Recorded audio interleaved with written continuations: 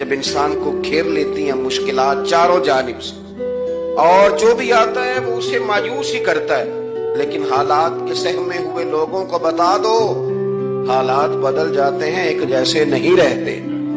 कहा ला तहज़न, बकर घबराना, इसलिए कि इन्नल्लाह माअना, बेशक अल्लाह हमारे साथ है। जिनके साथ रब हो उन्हें घबराना नहीं चाहिए। जिसे पता चल जाए ना वो करीम कितना है, मेहरबान कितना है। मुल्ला रूमी रहमतुल्लाह अलैह फरमाते हैं बहुत बड़ा मुजरिम था एक बंदा, बहुत बड़ा गुनाहगार था, बुत को पूजता था, थक गया, सारी रात बुत के सामने खड़ा था, माज़अल्लाह या सनम या सनम या सनम कहते, थक गया, नींद आ गई, ऊंघ आ गई। जब पूरी तरह नींद आ गई और दिमाग पे नींद कब्जा करने लगी तो उसके मुंह से निकल गया, सनम सनम कह रहा था ना, निकल गया या समद, ओ बेनियाज मालिक। रब करीम ने फरिश्तों से फरमाया दौड़ के जाओ, जो कहता है इसे दे दो।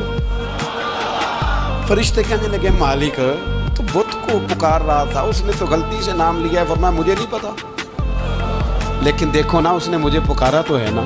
कितनी देर से झूठे को पुकार रहा था, इसका मामला हल नहीं हुआ। अब अगर सच्चे को पुकारने पे भी हल ना हुआ तो फर्क क्या रह जाएगा। दुनिया में पहला गुनाह जो हुआ था वो हसद था। याद रखना, मेरे आला हज़रत रहमतुल्लाह अलैह फरमाया करते, हसद करने वाला बंदों पर एतराज नहीं करता, अल्लाह पर एतराज करता। वो कहता है अल्लाह उसे क्यों दिया है, इतना क्यों दिया है, माज़अल्लाह, वो अल्लाह की तकसीम पर एतराज करता। हसद करते हो बेचैन रहोगे, हसद आपके दिल को तड़पा के रख देगा, छोड़े। अल्लाह बड़ा करीम है, जिसको जहां चाहता है वहां बिठा देता है।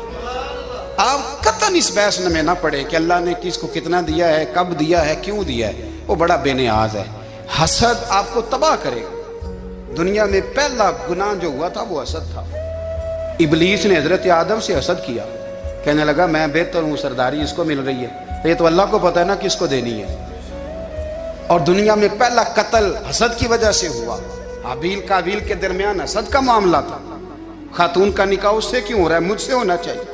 हसद तबाही करता। आप यकीन करें, यानी दुकानदार के सामने दूसरी दुकान पड़ती है, परेशान हो जाता है। वो कहता है मेरा क्या बनेगा, ला हौला वला कुव्वता इल्ला बिल्लाहिल अलिय्यिल अज़ीम। यानी तेरा क्या ख्याल है कि तेरे हिस्से की रोटी वो खा जाएगा, इतना छोटा दिल। नहीं, तेरा मौक़िफ़ ये है कि तेरे हिस्से का नसीब उस तक चला जाएगा, ये तेरी ख्वाहिश है। एक दूसरे की कमजोरियां बयान करना, उसका तो माल ही नाकस है जी, उसके तो पास ही कुछ नहीं। ये तो कमजोर लोगों का तरीका है। मेरे रसूल करीम अलैहिस्सलातु सलाम गुजर रहे थे, पतझड़ का मौसम था, खिज़ां का मौसम था, दरख्तों के पत्ते झड़ रहे थे। सहाबा को साथ लेके हुजूर गुजरे और एक दरख्त की टहनी को पकड़ के हुजूर ने हिलाया। सहाबा फरमाते हैं कि छम छम उसके पत्ते गिरे, जमीन पर ढेर लग गया। हुजूर ने फरमाया देखा तुमने क्या हुआ। हुजूर हाँ। फरमाया कितनी तेजी से पत्ते झड़े हैं, सिर्फ तना रह गया है और खाली टहनियां रह गई हैं, कोई हुस्न बचा है। हुजूर नहीं। तो नबी करीम फरमाने लगे जो हसद करता है ना उसकी नेकियां भी इसी तरह झड़ जाती हैं,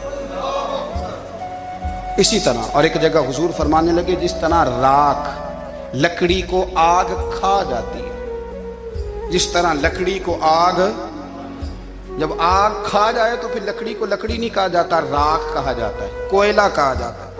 उसकी असल बाकी यानी उसे खाई जाती है। तो हुजूर अलैहिस्सलातु सलाम फरमाने लगे जिस तरह आग लकड़ी को खा जाती है, पर मैं इसी तरह हसद नेकियों को खा जाता है।